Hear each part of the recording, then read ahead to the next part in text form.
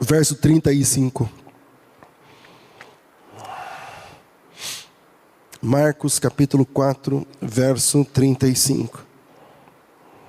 Amém, irmãos? Amém. Quem está com sede de Deus, de palavra? Amém. Vamos lá, vamos com vontade, né? Acabando o dia, todo mundo trabalhou, então está todo mundo murcho, mas vamos lá, vamos com vontade. Diz assim o texto: naquele dia, sendo já tarde, disse-lhes Jesus: passemos para a outra margem. E eles, despedindo a multidão, o levaram assim como estava, no barco. E os outros barcos o seguiam. Ora, levantou-se grande temporal de vento, e as ondas se arremessavam contra o barco, de modo que o barco, já estava a encher-se de água. E Jesus estava na popa, dormindo sobre um travesseiro. E eles o despertaram e lhe disseram: mestre, não te importa que pereçamos? E ele, despertando, repreendeu o vento e disse ao mar: acalma-te, emudece. O vento se aquietou, fez-se grande bonança. Então lhes disse: por que sois assim tímidos? Como é que não tendes fé? Como é que não tendes fé? E eles, possuídos de grande temor, diziam uns aos outros: quem é este, que até o vento e o mar obedecem? Bom, hoje eu quero falar um pouco sobre fé, que é a pergunta de Jesus: como é que vocês não têm fé? E eu vou propor que você leia esse texto, talvez com uma atenção que você não tivesse lido antes. Mas antes, eu deixei 2 aqui já, porque não sei se eu nunca consigo já no terceiro, nas quintas-feiras. E o primeiro ponto é um ponto mais acadêmico, assim, mais teológico, mais apologético, talvez. Primeiro, o determinismo é um problema grave para a fé cristã. Vamos tentar entender o que é determinismo e por que ele é um problema grave para a fé cristã. O mundo tem mais de 8 bilhões de seres humanos. A grande maioria deles é determinista. O cristianismo se diferencia do restante por causa da teologia da responsabilidade pessoal. No cristianismo, é tudo pessoal, é você e Deus. Por exemplo, 2 estarão no campo, um é tomado, outro é deixado. 2 estarão no leito, pode inclusive falar de um marido e uma mulher, um esposo e uma esposa. Um é tomado, o outro é deixado. No cristianismo, o cristianismo se diferencia das outras religiões basicamente por causa da teologia da responsabilidade pessoal. Não é porque você é salvo que a tua mulher é salva. Não é porque você é salvo que teu marido é salvo. Não é porque você e sua mulher são salvos que teu filho é salvo. Que o teu filho é salvo. É nisso que o cristianismo se diferencia de 99% das religiões. Nós, no cristianismo, nos entendemos como seres moralmente responsáveis e individualmente convidados a prestar contas diante de Deus. Só o cristianismo é assim.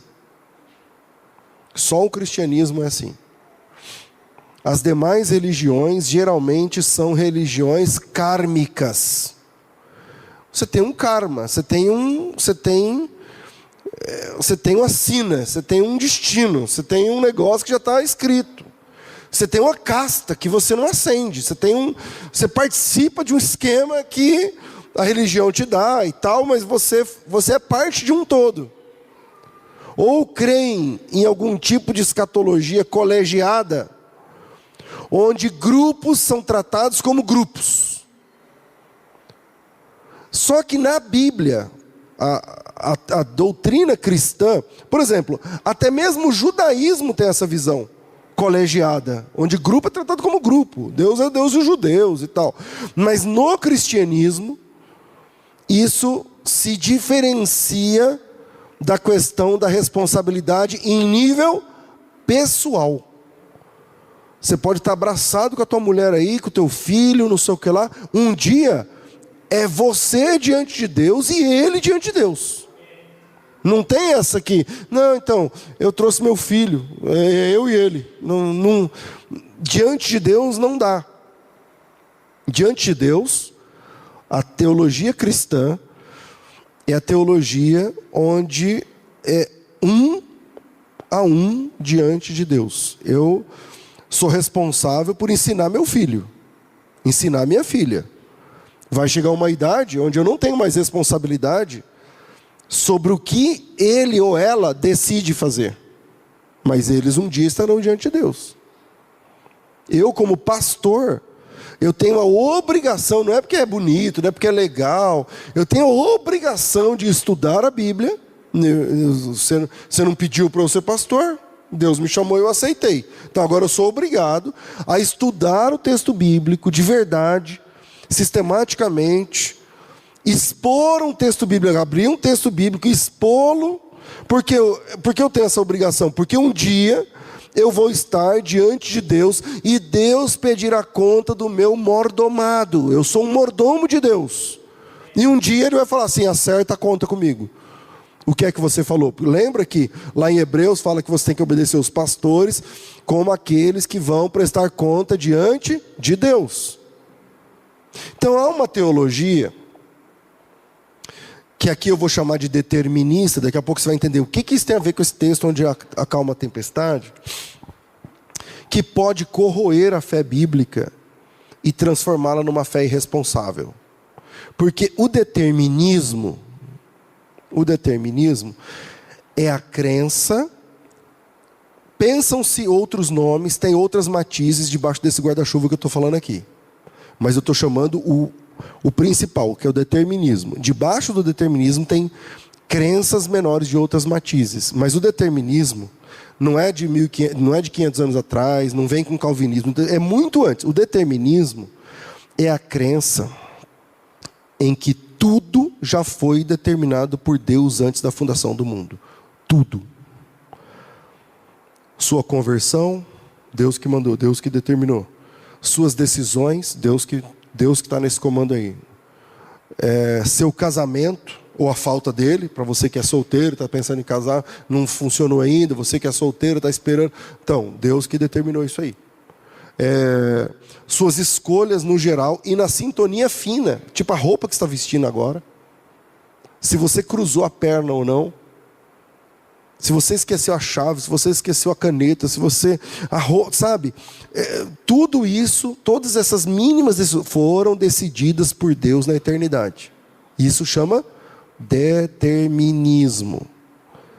Tudo isso porque eles não conseguem entender o que o ser humano é na Bíblia. Como o ser humano é apresentado na Bíblia. E na Bíblia, o ser humano é apresentado como um ser livre para decidir.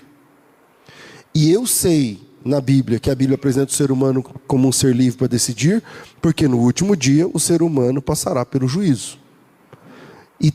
E o juízo é por aquilo que você decidiu fazer. Se Deus vai pedir conta das minhas decisões, logo as minhas decisões são minhas. Então quando você diz isso para alguém, então elas dizem que, não, para um determinista, eles vão dizer, não, isso aí é uma invenção, não existe livre-arbítrio. Já ouviram isso ou não? Então veja bem, as palavras livre-arbítrio são duas palavras. Primeira, livre, depois arbítrio. As palavras livre e arbítrio não se necessitam, do ponto de vista da lógica, né? Porque livre e arbítrio são duas palavras que não se necessitam. É uma repetição inútil. O ser humano tem liberdade. Então, livre já estava bom. Eu tenho arbítrio, já estava bom. Nós somos seres moralmente livres. E isso não significa, pastor, então peraí, se eu sou livre, então quer dizer que eu posso fazer o que eu quiser? E isso não significa que nós temos o direito de fazer o mal, ou de fazer o que é errado. Basicamente, nós somos livres. Você pode escolher entre o bem e o mal, mas isso não significa que você tem o direito de fazer o mal. Por isso que, quando o pessoal fala assim, quando o pessoal fala em livre-arbítrio, esse, na minha opinião, é um reforço desnecessário, porque arbítrio já é a capacidade de tomar decisão. Então, arbítrio é essa capacidade que o ser humano tem para decidir. Ele pode escolher tanto o bem quanto o mal, mas ele não tem o direito de fazer o mal. Vou explicar por quê. Porque se você tem o direito de fazer o mal, você não podia ser julgado por isso. Você tem o direito, você está só exercendo o seu direito. Chega lá e Deus vai falar assim, não, você estuprou. Pô, mas eu não tinha esse direito. Se você tivesse esse direito, então você não pode ser julgado por aquilo que você tem como direito. Então, o fato de você poder escolher entre bem e mal, não diz que você tem o direito de fazer o mal. Faz sentido isso para vocês? Então, o arbítrio é essa capacidade que o ser humano tem de decisão entre...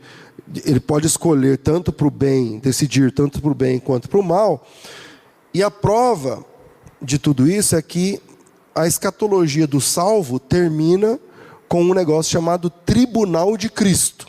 Porque havemos de comparecer ante o Tribunal de Cristo para prestarmos contas de tudo que foi feito por meio do corpo. E na escatologia do perdido, também termina com o juízo, que é o juízo final. Na escatologia do salvo, o tribunal de Cristo confere os galardões, com base em tudo que você fez por meio do corpo. E na escatologia do perdido, na doutrina das últimas coisas, de quem vai para o inferno, termina com um juízo final, onde você vai também dar conta, o perdido vai dar conta daquilo que ele fez por meio do corpo. Apocalipse capítulo 20, não sei o versículo, acho que versículo 11 em diante, e vi um grande trono branco, de cujas presenças fugiram o céu e a terra, e não se achou lugar para ele. Vi também mortos grandes e pequenos, e não lembro o resto, mortos grandes e pequenos, que estavam diante de Deus, e abriram-se os livros, abriu-se outro livro que é o livro da vida, e os mortos foram julgados pelas coisas escritas nos livros, segundo as suas obras. Ou seja, salvos ou perdidos, todos compareceremos diante de Deus em juízo um dia. Todos compareceremos diante de Deus um dia para prestarmos conta de tudo que fizemos por meio do corpo. Essa é uma prova irrefutável de que cada um de nós teve escolhas. Porque se eu vou ser julgado por o que eu escolhi fazer, então eu tinha escolhas. É muito difícil para mim entender um cristão determinista. Esse pessoal que fala, não, eu vou tirar a barba. Deus já tinha decidido antes, na fundação do mundo, que você ia tirar a barba nesse dia, nessa hora. Então é muito difícil para mim entender isso, especialmente diante de coisas que Jesus Cristo condena, mas que acontecem. Vê se essa conta fecha. Deus determinou que tal coisa ia acontecer. Aí Jesus Cristo chega e condena aquela coisa.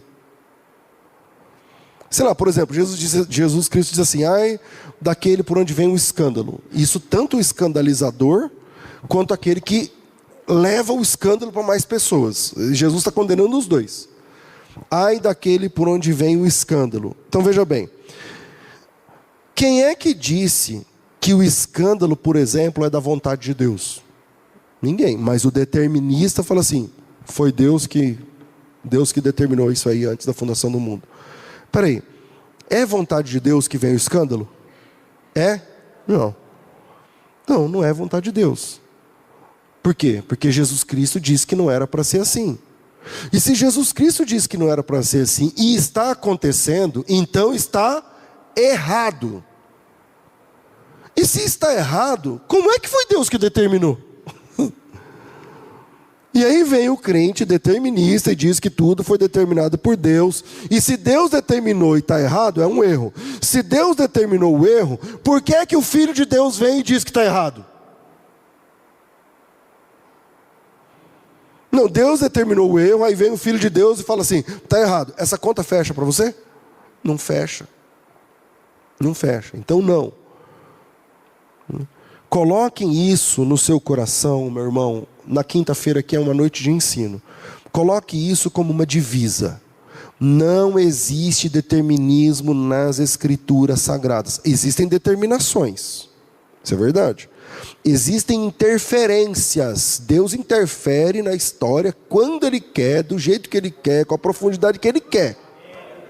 Agora, não é um jogo de cartas marcadas. Há determinações? Há. Existem interferências? Existem. Mas não há determinismo. Determinismo é quando tudo já foi escrito, determinado por Deus. Isso faz de Deus pai do mal. Ou não faz? Isso faz de Deus o criador do mal. E o mal não é uma pessoa, o mal não é um ente. Não existe um ser que é o mal. Ah, pastor, e o diabo? O diabo também não é o mal. Ele pode ser a mais maldosa das criaturas, ok, posso acreditar assim. Mas ele não é o mal em si, é como a ferrugem. A ferrugem não existe sozinha. Onde que é o lugar que fica a ferrugem? A ferrugem é a deterioração. Falei certo? Deterioração? Falei, né? É a deterioração. Estou com a impressão que estou falando errado, mas está certo, né? Do ferro. Para que aconteça a ferrugem, é preciso do ferro, do oxigênio, sei lá mais do que, da umidade, da má condição, da oxidação. Aí entra a ferrugem. Então, a ferrugem sozinha existe num lugar? Não. Ela é... Assim como o mal, não existe num lugar parado, fala, eu sou o mal, quem chega perto de mim... Não, o mal reside na má utilização da liberdade que nós temos. Você pode assumir ser mal. E você pode assumir ser bom. Então, essa ideia do determinismo faz de Deus o pai do mal. Isso faz de Deus alguém que necessite do mal, inclusive. Se você parar para pensar, o determinismo faz com que Deus seja alguém que precise do mal para que o seu desígnio funcione. Porque um Deus todo-poderoso precisaria do mal, se Ele em si é bom e propõe o bem. E se o mal já está apresentado nas Escrituras como sendo mau uso da liberdade humana, por que é que Deus é o autor, ou Ele... Por exemplo, nesse momento, que Deus nos livre, mas tem alguém fazendo o mal contra uma pessoa agora, em algum lugar? Tem. Deus está por trás disso? Mas para o determinismo está. Para o determinismo está. Então, a menos que a gente pecou, porque Deus quis que a gente pecasse. Alguém fica em paz falando essa frase? Só eu pequei, mas foi Deus que quis. Eu fiz uma lambança, mas Deus é que mandou, Deus é que determinou. Então, o Judas teria argumento diante de Deus, porque o determinismo fala assim, não, o Judas nasceu para fazer isso aí. Mas se eu fosse o Judas, no dia que eu fosse condenado, eu ia levantar a mão e falar, peraí, estão me mandando para o lugar errado aqui. Qual é o lugar de quem só obedeceu? Porque eu fui criado para fazer isso que eu fiz. Deus mandou eu fazer isso que eu fiz, eu obedeci. Qual é o lugar que eu tenho que ir? Então, a menos que a gente pecou, porque Deus quisesse que a gente pecasse, isso não é o fato, e se a gente pecou porque Ele quis que a gente pecasse, então por que Ele vai julgar a gente no final? Se tudo está determinado, até seu pecado, no final Ele vai chegar em você e vai falar assim, você fez isso, né? Você vai falar, fiz. Então por causa disso você vai ser julgado e condenado. Aí você vai dizer, mas foi o Senhor que mandou. O Senhor que mandou eu fazer. E eu fiz. E eu fui um servo bom, porque eu fiz exatamente o que o Senhor falou. Então, a menos que Deus não julgue o ser humano, como do jeito que eu estou falando, um a um, isso não faz sentido nas Escrituras. Aliás, isso não está nas Escrituras. Eu estou falando isso porque quando Jesus começa esse texto que nós lemos, fala assim, passamos para outra banda. Aí todo mundo fala, os pregadores, não, então Jesus falou, então não sei o quê. Então, mas calma aí, não é assim, não há determinismo. Esse é um equívoco de quem confunde onisciência, fala onisciência, com soberania. Onisciência é uma coisa, soberania é outra coisa. As pessoas acham que Deus é onisciente porque é soberano. E não é isso. Isso não tá, essa conta não fecha. Deus, ele é onisciente, amém? Mas ele não é onisciente porque ele determinou tudo. As pessoas acham isso. Falou assim, Deus é onisciente. Por quê? Porque ele determinou tudo. Não, isso não faz de Deus onisciente. Isso não faz de Deus onisciente. Eu estou na metade de um novo livro. Imagina que eu não é o meu caso, né? Mas imagina que eu estou terminando um livro de romance. Aí você chega em mim e fala assim, como é que esse livro vai terminar? Aí eu digo, vai terminar assim, assim, assim, assado. Aí você diz assim, puxa, como você sabe que vai terminar assim? Você é onisciente? Não, eu que escrevi.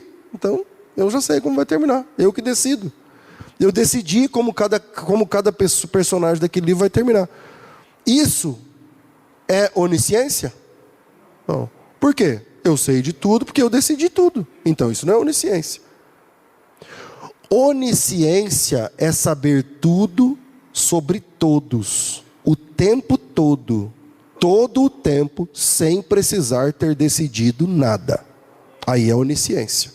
Onisciência é você chegar em mim e falar assim, eu estou terminando o livro do romance. Aí você fala assim, seu livro termina assim, assim, assim, assado, né? Aí eu paro e falo assim, como é que você sabe? Como você sabe que o meu livro vai terminar desse jeito? Porque eu sei tudo. Eu sei tudo sobre todos. É essa pessoa que sabe tudo, sobre todos, todo o tempo todo, sem necessariamente ter decidido nada, esse ser é um ser onisciente. Significa que só Deus sabe tudo sobre todos o tempo todo. Tempo é um fator importante. O tempo todo, porque o tempo é uma criatura de Deus.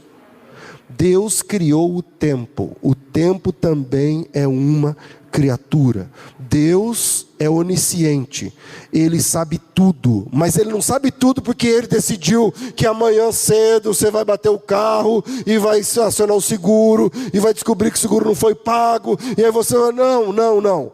Deus é soberano, porque se isso acontecer é porque você foi imprudente. A culpa é tua, ou de alguém que bateu em você e não de Deus. Mas Deus já sabia de tudo, antes de tudo, porque Ele está fora do tempo. E como Senhor do tempo, de tudo, de todos, Ele sabe tudo. Deus sabe tudo. Então, onisciência é diferente de... Onisciência bíblica é diferente da onisciência por causa da soberania. Entendeu? Deus sabe tudo, sabe tudo sobre suas criaturas o tempo todo. Então, soberania, o que é? É a capacidade de Deus, e Deus é soberano, é a capacidade de Deus interferir como, quando, onde, do jeito que Ele quiser. Ele é soberano para interferir. Mas Ele só interfere, presta atenção, Deus interfere, é verdade, Ele intervém. Mas Deus sempre intervém com um propósito redentor. Toda vez que Deus interferiu na vontade humana, endurecendo o coração de um, amolecendo, tem a ver com o projeto da redenção. É sempre assim. Porque Deus tem poder, mas Ele não é possuído. Quem é possuído pelo poder são os seres humanos, que quer mostrar que tem, que quer... E compreender isso faz toda a diferença. Se você confundir soberania com onisciência, você pode transformar Deus no pai da maldade. No pai da maldade. Então, por exemplo, outras provas da responsabilidade pessoal. Os profetas. Quantos profetas tem na Bíblia? Centenas. Tem ou não tem? Centenas. Mas pastor, eu não entendi. Como assim? Porque tem profeta, então significa que Deus não determinou tudo? Ué, se Deus determinou tudo, por que Ele tem que mandar profeta? Para falar o quê? Está tudo determinado. Ele tem que mandar profeta para fazer o quê? Para falar o quê? O que vai alterar? Se tudo está determinado, por que que o Jeremias passou a vida falando, gente, se vocês fizerem isso e tal, eis que põe diante de vocês esse caminho e esse, faça esse. Então, se tudo está determinado, perde-se o sentido, a ideia do profeta. Estão me fazendo entender? Perde o sentido. Se tudo está determinado, por que que Deus dá bronca? Pensa, Deus dá bronca ou não dá na Bíblia? Quantas vezes Ele chega e fala assim, por que que você fez isso? Por que você fez isso? Cara, por que você pintou de amarelo? Nós não tínhamos combinado que era azul? A Bíblia o tempo inteiro é Deus chamando a atenção das pessoas. Dizendo, oi? Porque Ele condena o falso profeta. É uma conta que não fecha. Quando Deus dá uma bronca, Ele está reconhecendo que a pessoa que está levando a bronca tem vontade. Tem vontade. Porque Deus está chegando e está dizendo assim para Caim, por que você fez isso? Você já leu esse texto lá de Caim? Por que você fez isso?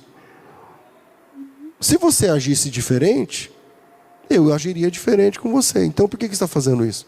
Quando Deus dá bronca, Ele está reconhecendo que você, que eu, que nós, que o profeta, que Israel tem vontade própria. Então essa ideia de determinismo, que essa palavra aqui seja uma vacina, e vamos estudar depois profundamente isso, tal.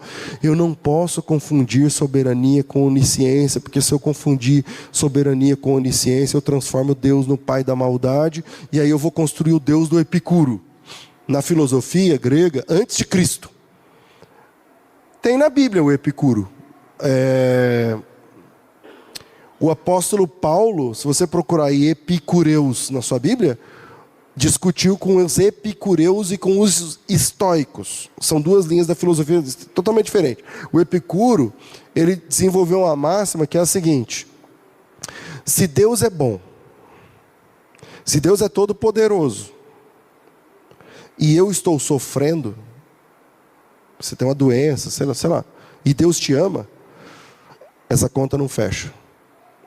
Porque diante do sofrimento, ou Deus é bom, todo poderoso e não gosta de mim, por isso eu estou lascado, aí tudo bem, aí Deus é bom, todo poderoso, mas não vai com a minha cara, então por isso eu me lasquei. Ou Deus gosta de mim, é bom, mas não tem todo poder, por isso eu estou lascado. Ou Deus gosta de mim, tem todo poder, só que Ele não é bom, e como Ele não é bom, então eu estou lascado. Essa filosofia do Epicuro, até hoje tem adeptos e crentes que começam a estudar essa filosofia e deixam de ser crente. Quando, na verdade, o Deus do Epicuro é só o Deus soberanista. Que só tem essa ideia de que Ele definiu tudo antes, como cartas marcadas e tal. Então é essa questão que a gente não pode assumir. Nós não podemos assumir um Deus que decidiu tudo que há de mal no universo anteriormente e depois vai julgar a pessoa por aquilo que Ele mesmo definiu. Essa conta fecha para você? Então isso tem que ser uma divisa para nós.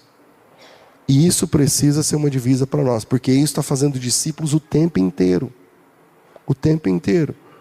Uma irmã mal resolvida com a vida chegou num teólogo conhecido, que eu não posso falar o nome agora, vai causar mais problema, e disse assim: irmão, eu estou revoltada com Deus. E ele disse: por quê?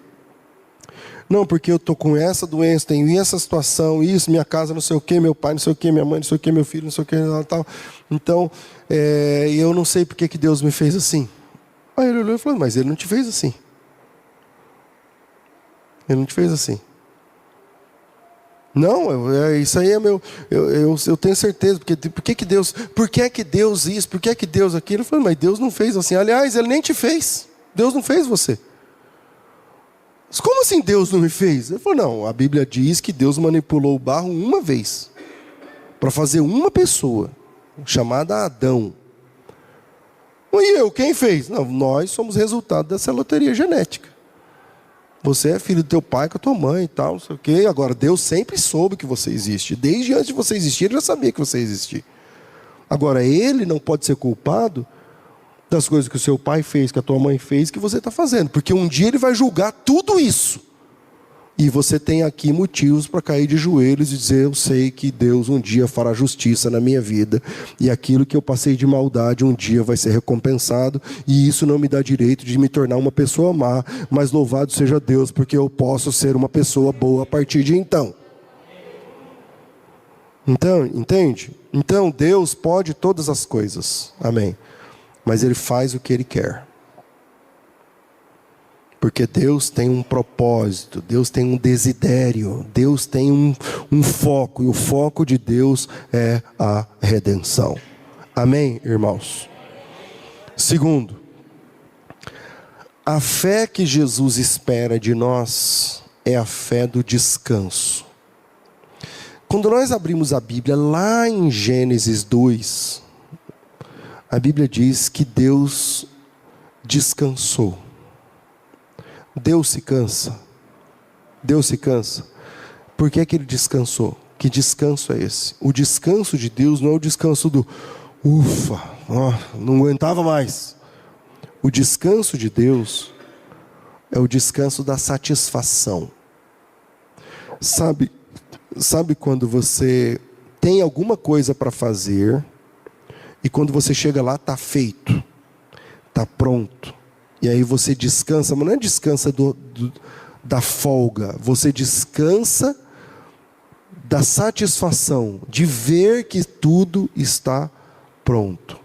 Quando Deus terminou a sua criação, a Bíblia diz que Ele descansou.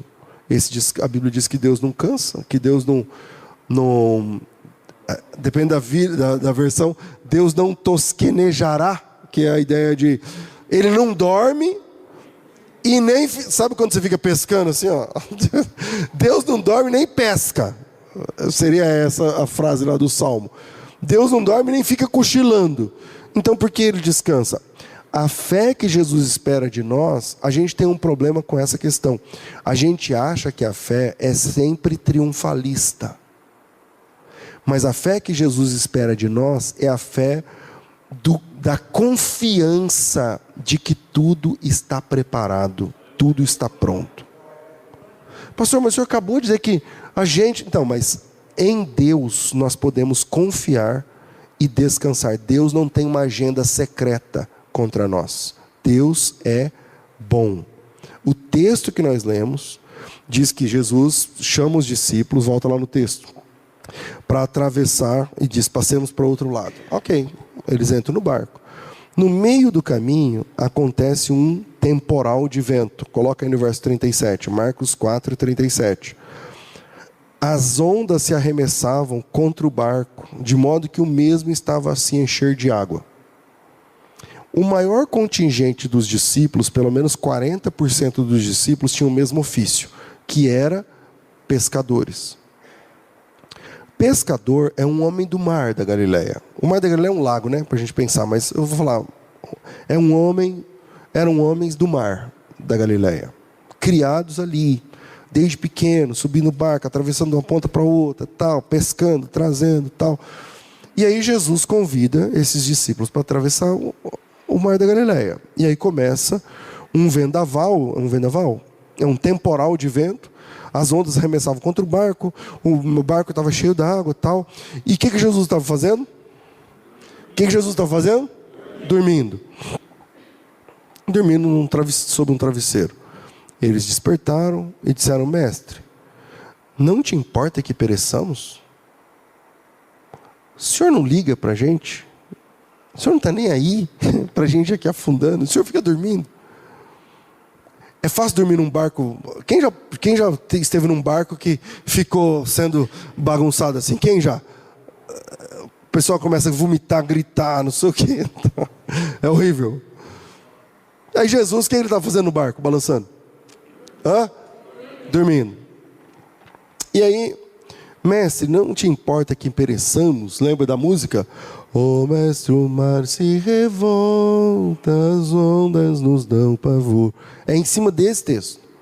Não se te dá que morramos. O senhor não está nem aí que a gente está se dando mal aqui?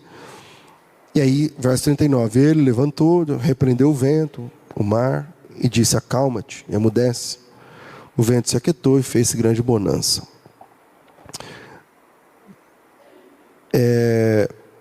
E aí Jesus, depois do vento acalmou, tal, aí vem a palavra de Jesus, que é o norte para nós. E aí Jesus pergunta assim para eles: por que vocês têm uma fé pequena? Por que vocês são assim tímidos?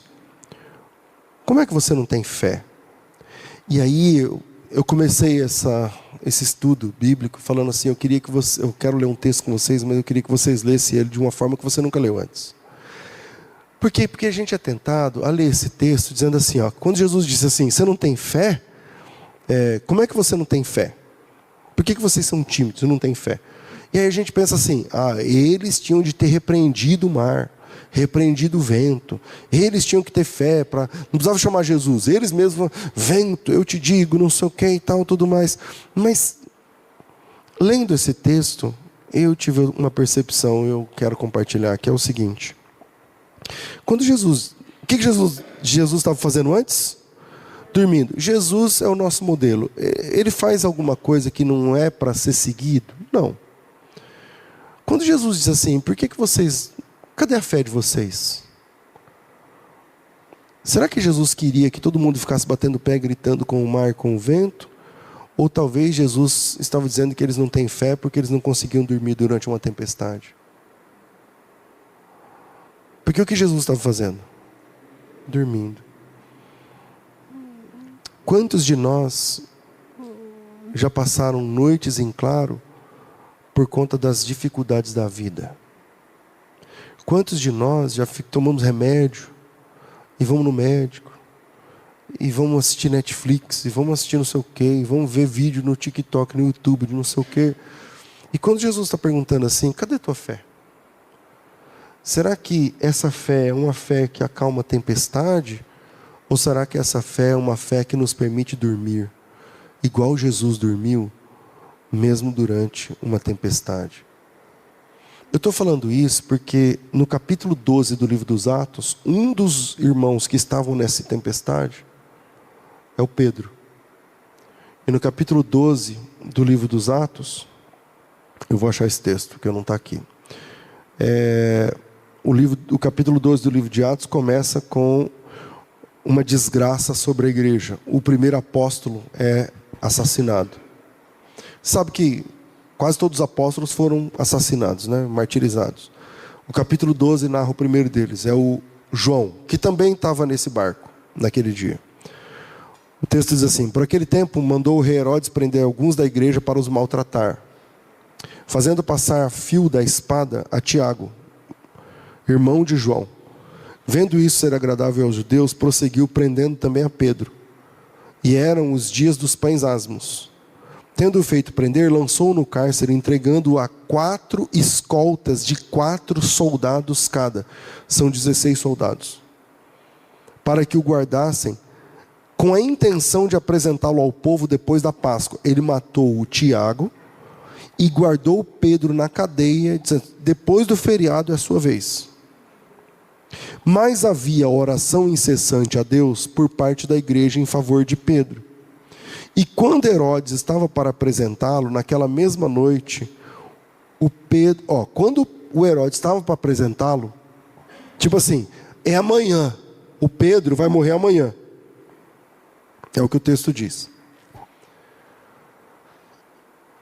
Como seria a sua noite, hoje, se você estivesse rodeado por 16 soldados, amarrado, ver o texto, acorrentado com 2 cadeias e sentinelas guardando o cárcere? Como seria a sua noite, essa noite aqui, se você sabe que amanhã 9 horas você vai ser degolado? Essa seria uma noite muito importante, não é? E o que o Pedro está fazendo? Quando Herodes estava para apresentá-lo, verso 6, naquela mesma noite Pedro dormia. entre 2 soldados, acorrentado com 2 cadeias de sentinelas, e a porta, sentinelas à porta, guardavam o cárcere. Eis, porém, que sobreveio um anjo do Senhor, uma luz iluminou a prisão, e o Pedro nem viu. Segue o texto. E o anjo, tocando o lado de Pedro, o despertou. Eu acho que o Pedro aprendeu a lição. A lição, ninguém é perfeito. Eu acho que todos nós aqui já passamos noites em claro por conta das tempestades da vida. Mas eu convido você a ler esse texto de Jesus, tendo Jesus como um modelo, e não os discípulos como modelo. E Jesus como modelo, ele dorme no meio da tempestade. E Jesus como modelo, ele repousa no meio de um barco que está um caos, uma calamidade, e Jesus Cristo está dormindo com a cabeça no seu travesseiro. Eu não sei se a noite passada foi uma noite difícil para você, ou a noite retrasada. Eu não sei se as últimas noites têm sido noites difíceis para a tua vida. Mas o convite de Jesus, quando ele fala assim, vocês não têm fé? Eu também acredito que Jesus está dizendo para eles assim, vocês não conseguem atravessar essa tempestade e dormir confiando no caráter ilibado de Deus? Então, às vezes, a fé não é a fé de que eu vou bater o pé 2 vezes, eu vou levantar a mão, e eu vou falar em línguas e tal, e aí o mar vai acalmar na hora, e aí não sei o que e tal. E, às vezes, a fé é você ter uma boa noite de sono, crendo que Deus está no controle, e que a palavra de Deus é eficaz, e que Jesus Cristo, estando no barco, com tempestade ou não, eu consigo deitar e dormir. E essa fé de que a fé da confiança é a fé que eu preciso ter, que é uma fé madura. É uma fé madura. A fé que Jesus espera de mim é a fé do descanso. A fé que Pedro teve lá na frente. Quantas vezes a gente tem dificuldades? Quantas vezes? Dor, choro, e amanhã? E se? E se não der certo? E se não assinar? E se assinar? E se o telefone tocar? E se não tocar? Aí toca o telefone, eu não quero atender. E eu não sei o que, e tal. E aí entra Jesus e fala assim, você não tem fé? Tenho. Então faz o que eu estou fazendo. Deita e dorme. Porque se você deitar e dormir, o Deus que está no controle permanecerá no controle. Então a fé que... Eu sei, pastor, mas o senhor não crê que a gente pode ter fé como dom? E essa fé, creio, eu creio na atualidade dos dons, dos carismas, sou carismático, eu creio nos dons espirituais, sobrenaturais, creio na intervenção, como falei aqui. Eu estou aqui cheio de dedos para falar o que Deus colocou no meu coração para falar. Mas às vezes a fé que você precisa é a fé de dormir à noite, crendo que Deus continua soberano no controle. E Deus continuar soberano no controle não é porque Ele escreveu que você vai se dar mal, ou Ele escreveu que todo... Não. É que Deus, acima de tudo, existe a vontade perfeita, boa e agradável do Senhor sobre a sua vida. Então, se você não está dormindo, durma em Cristo. Se você não está dormindo, olhe para Jesus e faça o que Jesus Cristo está fazendo, e faça o que Jesus Cristo está falando, porque quando você obedece a palavra de Jesus e o exemplo de Jesus, você deita, você dorme. Vai vir tempestade? Vai vir dificuldade? Vai, mas quem acalma a tempestade é Cristo. Então, com tempestade ou sem tempestade, deita, descansa, o sono reparador, que às vezes não está acontecendo na tua vida, mas vai acontecer a partir de agora, porque você está crendo no poder da palavra de Jesus. Deus abençoe vocês em nome do Senhor.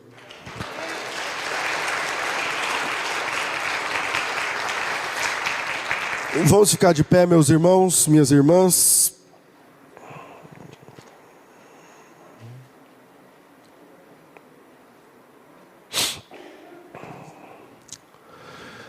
Chegou o momento do ofertório, o momento de investirmos na obra de Cristo.